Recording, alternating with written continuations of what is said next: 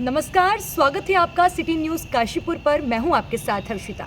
देखिए, इस वक्त चुनावी माहौल है और हर जगह चुनावी चर्चाएं हो रही हैं और ऐसे में मतदान की तारीख भी करीब में है और सारे प्रत्याशी धरातल पर उतरकर चुनाव प्रचार करने में लगे हुए हैं।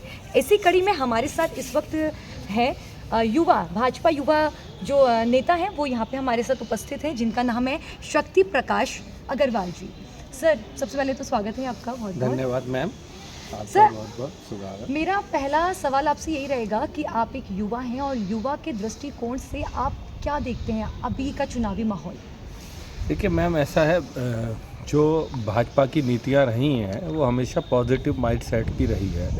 अगर कोई विकास के कार्य होते हैं तो वो सब जातिवाद को छोड़ के और मौके पे छोड़ के सभी के लिए होता है। जैसे आयुष्मान योजना है, तो सपोज़ वो अगर आई तो वो सबके लिए आई, बुजुर्ग के लिए अलग आई, मुसलमान के लिए आई, हिंदू के लिए आई, किसी जातिगत वगैरह के लिए नहीं आई। जो इस तरीके की योजनाएं होती हैं वो सभी को लाभ मिलता है। तो भाजपा दूरगामी सोच के साथ चलती है।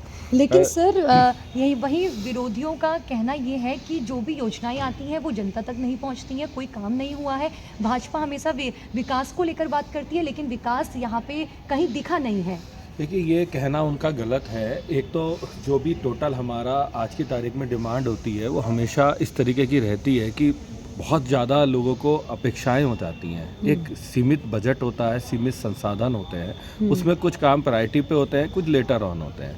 मैं इस बात में कहने में कहीं से भी संकोच नहीं करूँगा। जो पिछले 4-5 साल हमारी पूर्व मेयर के बीते हैं उषा चौधरी जी के, वो कहीं ना कहीं संवाद की कमी रही है। और मैं अभी आज से 15 दिन पहले भी दावेदारी कर रहा था अपने लिए, तो मैंने तब भी आपको इस बात का जिक्र करा था कि जो मेयर और विधायक होता है उसका समायोजन होना बहुत ज़रूरी होता है। तो चीमा जी और उनके बीच में संवाद कहीं ना कहीं कमी रहा, तो इस वजह से कुछ प्रॉब्लम्स रही हैं। परंतु सर, भाजपा क्या हमेशा विकास के नाम पर वोट मांगती है? विकास के ही नाम पे वोट मांगती है, एक अच्छे माहौल के नाम पे मांगती है कि गुंडागर्दी ना हो, किसी तरह की अराजकता ना हो।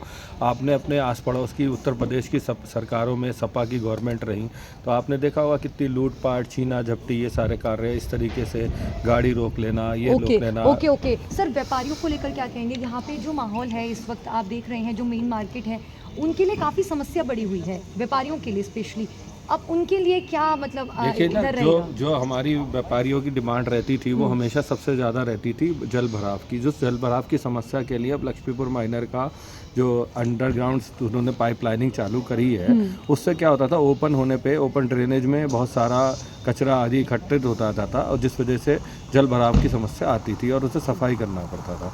अब उन्होंने वो कवर्ड कर दिया, अंडरग्राउंड पाइपलाइंस हो गई हैं, तो मुझे लगता है उस जल भराव की समस्या में भी बहुत ज़्यादा फ़र्क आएगा। सर, निवारण क्या है? उसका निवारण में बता दीजिए। उसका निवारण यही है कि जब जल भराव के लिए जो निकासी है, निकासी का द्वार अगर खुला रहेगा तो पानी जल भराव नहीं होगा।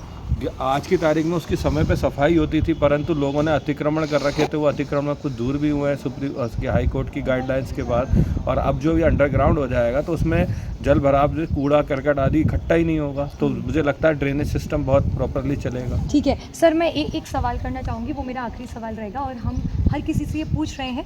सर, जो दीपक बाली जी हैं उनके लिए ये बात कही जा रही है कि दीपक तले अंधेरा, आप इस बारे में क्या कहेंगे?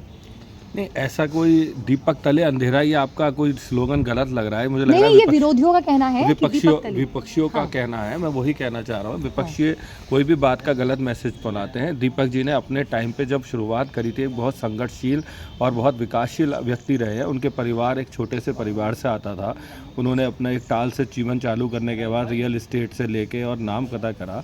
जिस पार्टी को भी वो छोड़ के आए हैं उसको भी उन्होंने एक चरम पे पहुँचाया। उस टाइम पे 70 की 70 विधानसभाओं में आप पार्टी का था। उन्होंने बाद में उसे समझा कि उनसे कुछ भूल हुई है, उन्होंने बीजेपी का दामन छाड़ा और आज की तारीख में वो बीजेपी में दिल से पिछले 3 साल से जुड़े हुए हैं और कर्मठता से लग रहे हैं और उनकी लोकप्रियता पूरे प्रदेश में है। Okay sir. तो ये थे हमारे साथ शक्ति प्रकाश जी और ऐसी ही रिपोर्ट्स को जानने के लिए बनी रहिए सिटी न्यूज़ काशीपुर पर। मैं हर्षिता, काशीपुर।